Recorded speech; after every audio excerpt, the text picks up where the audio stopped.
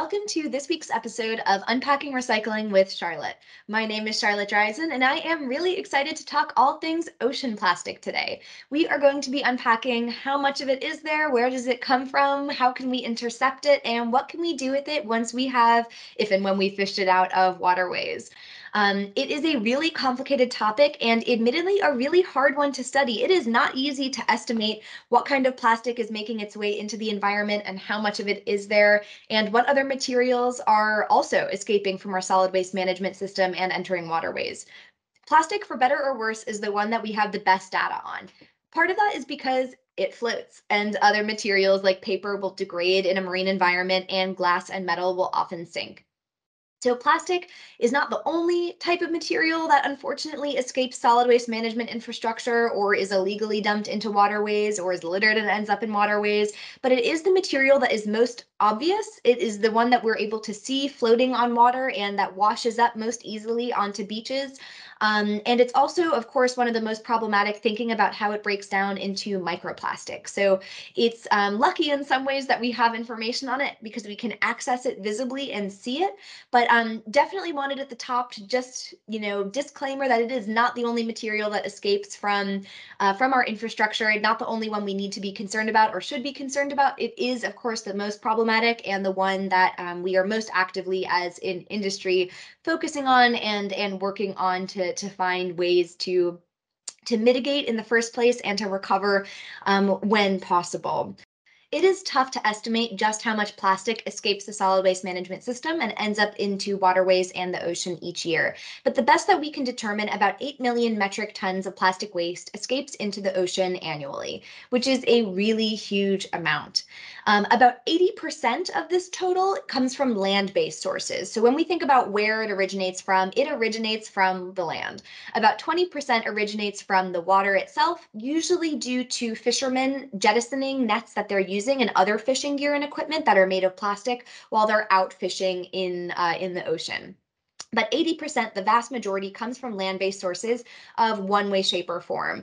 And it makes sense when you think about this because 2 billion people live within 30 miles of a coast. There is a lot of plastic waste being generated by them, about 100 million metric tons. So we have 8 million metric tons of ocean plastic being created each year, being lost and entering the ocean, about 100 million being generated very close to the coast by coastal communities. And that number is growing exponentially. So we anticipated that the number of the amount of plastic waste would about double between 2015 and 2025. And we're looking on track, unfortunately, to meet that target. And we know that with population growth, especially in big cities and industrializing countries, we'll be having an increase in plastic waste unless we have meaningful interventions where we can better manage litter, better manage plastic waste, and ensure it's recycled in the first place.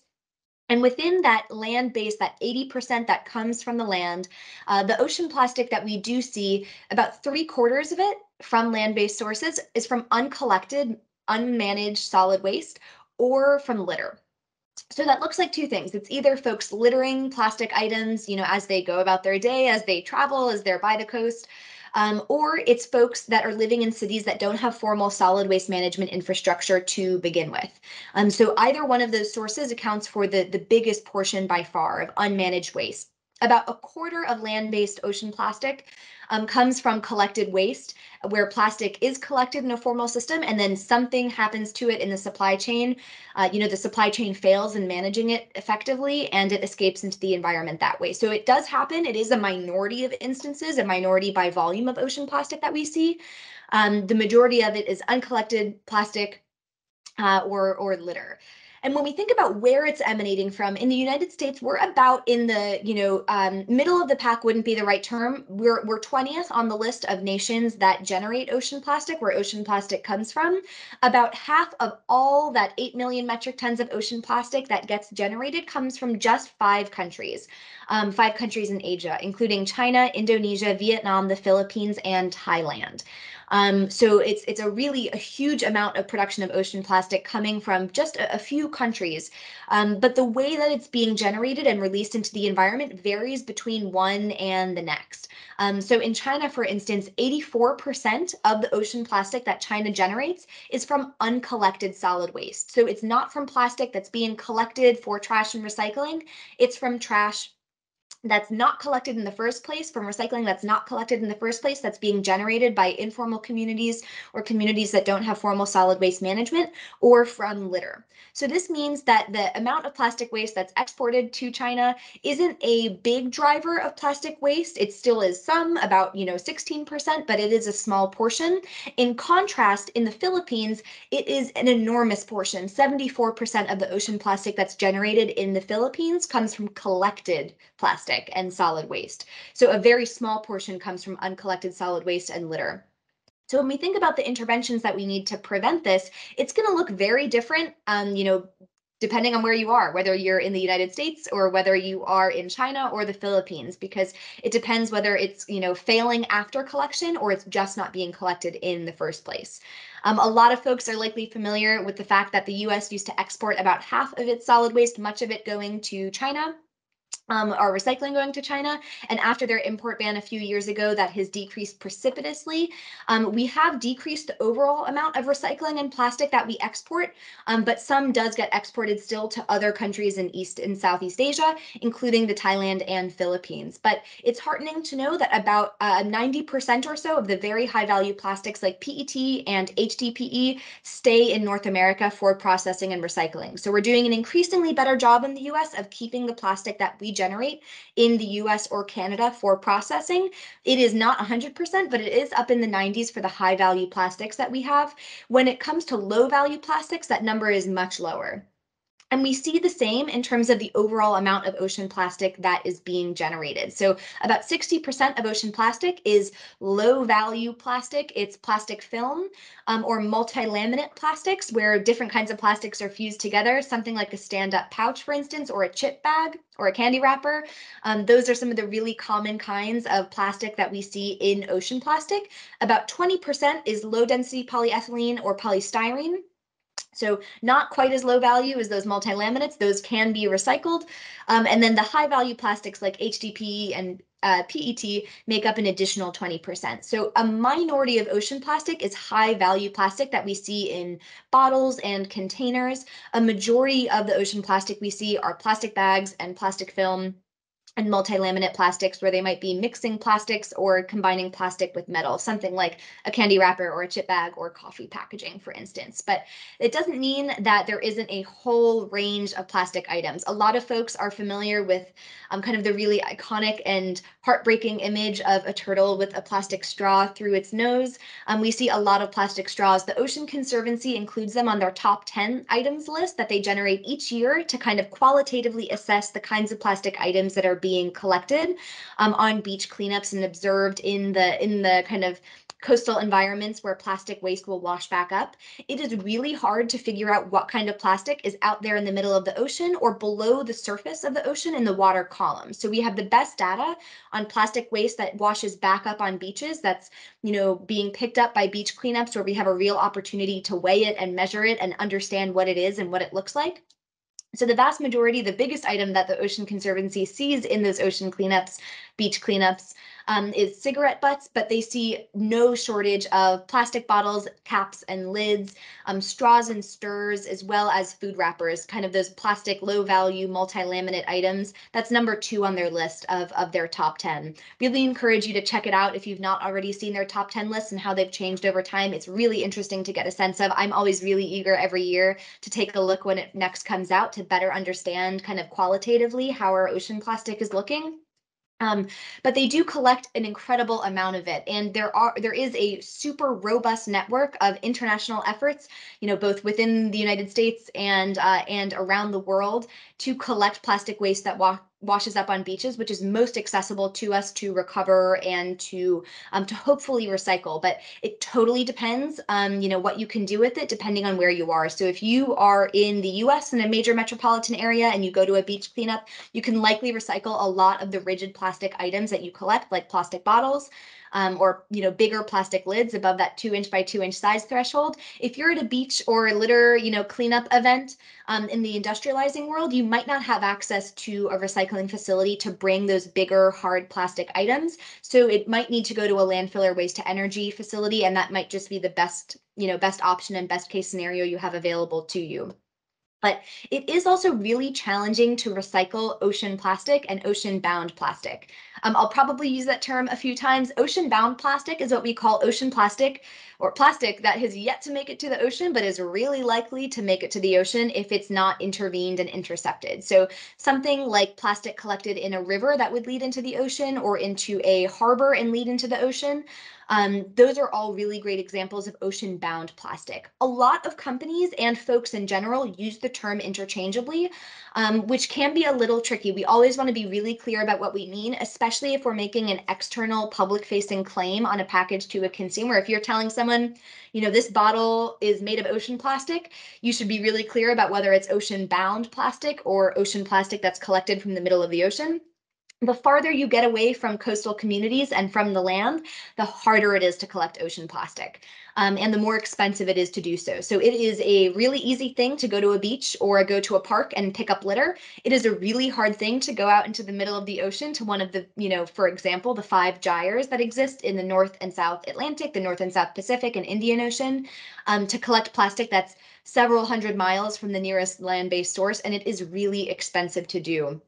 There are some efforts to do this. The ocean cleanup is one of the big ones that pioneered a $43 million system to collect through a big boom, kind of like a big arm that's powered by solar power, to collect plastic waste that's floating on the surface of the water, which they've been able to do kind of in a pilot capacity. But of course, with that price tag, it's really expensive and hard to do. So it's challenging to think about that scaling up all the way to the level we'd need it.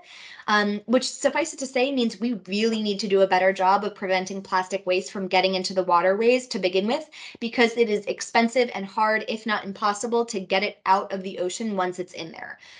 Certainly, they're demonstrating increasingly that it can be done, but in a really hard way to scale. It's much easier to collect plastic waste from waterways when it's in a river or in a harbor.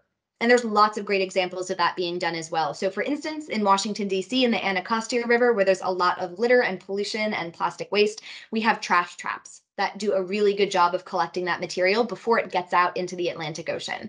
In Baltimore Harbor, they have what they call the Mr. Trash Wheel, which is a really great kind of fun character they've developed for big, roving, solar-powered, similar technology that uses a boom, a big arm, to collect plastic waste that's on the surface of their harbor to prevent it from escaping into the ocean and to, mitigate it and collect it before it gets to that scale.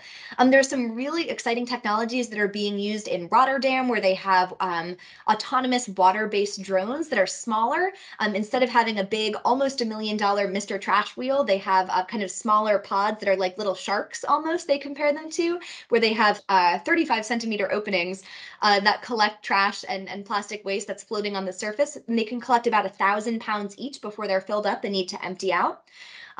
There are also sea bins being used in Toronto's harbor. A lot of really exciting examples. There's a really diverse suite of options now. If you are a city, regardless of your climate zone or the kind of current you have, there is a technology for you that can help you as a city better manage the plastic waste that's escaping in your waterways to prevent it from getting to the ocean in the first place.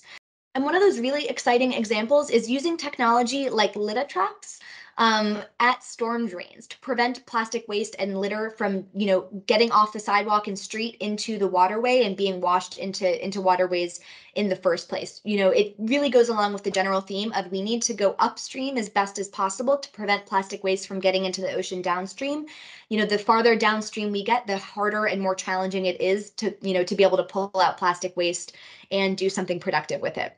Part of that reason is also because once plastic is exposed to the elements and especially to UV degradation from the sun, the more challenging it is to work with. So it is really hard to recycle and do something with plastic that's been sitting in the ocean for months and months and months, potentially years, and turn that into a new product. It's really brittle and it's likely pretty contaminated by that stage. It's been degraded by the sun again and made very brittle from that process. So that UV degraded plastic is much more difficult to work with. Typically, rewinding 5 years, people could only really use it in applications where there was like a little dose of ocean plastic and then a whole lot of virgin plastic, or kind of general recycled content plastic that's being collected in our normal recycling infrastructure.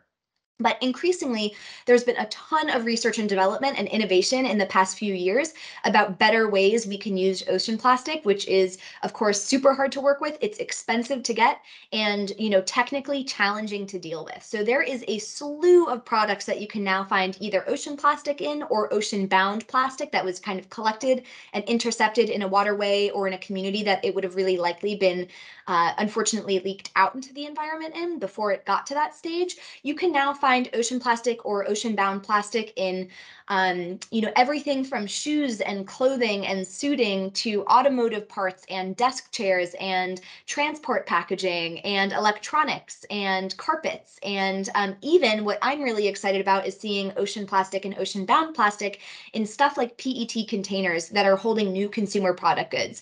Because that material is often so contaminated and brittle and challenging to work with, it's been really hard technically to get it back into clear, transparent packaging that consumers expect at that real level of quality for. But you can now see cleaning products and dish soaps on the market from ocean-bound plastic that you would never be able to distinguish on a shelf if it didn't have branding telling you that it was from ocean-bound plastic or ocean plastic, which is really exciting. To talk about just a few of those efforts, Next Wave is one of the really big, exciting industry collaborations to capture ocean-bound plastic and ocean plastic and use it in productive ways. Tons of companies are participants, ranging from Dell and HP to IKEA and Interface and Human Scale, going into a huge range of products, more than 337 in 2021, where they captured more than 1,000 metric tons of plastic waste from ocean-bound sources. It's really exciting to see what comes next. It's a really cool effort and really impressive of those companies stepping up to the plate and really walking the walk.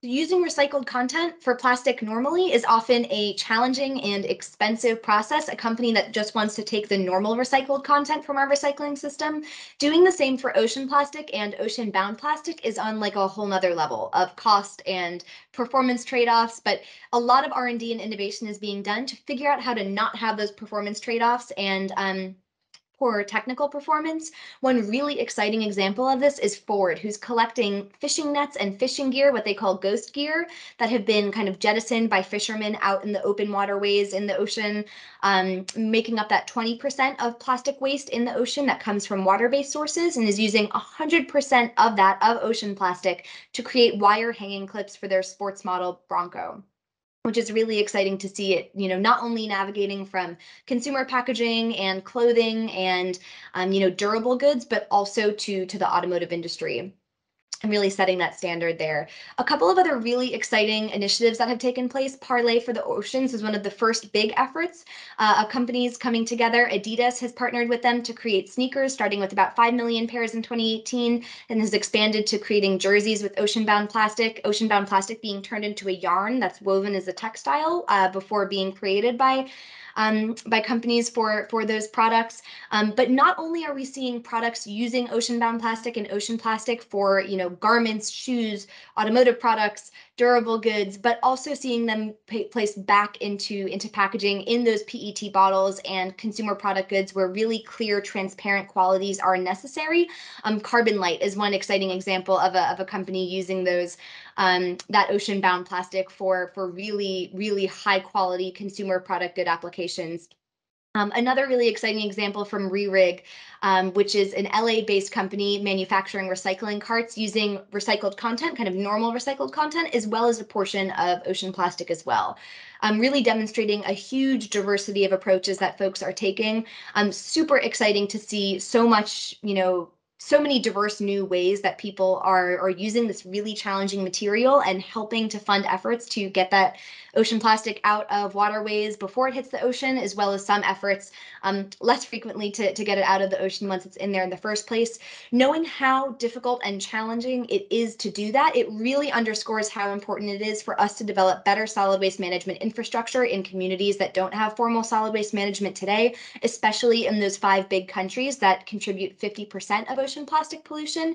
But of course, every country has a role to play domestically, and especially in coastal communities that have, a lot of harbor front and waterways adjacent to their communities to begin with, the U.S. very much included.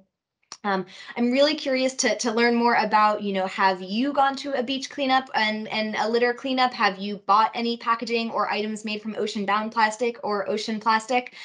Super eager for other questions folks might have. It is such a fascinating topic that there's really rapid change in, so I'm sure we'll revisit it again soon. But thank you so much for tuning into this week's episode of Unpacking Recycling with Charlotte.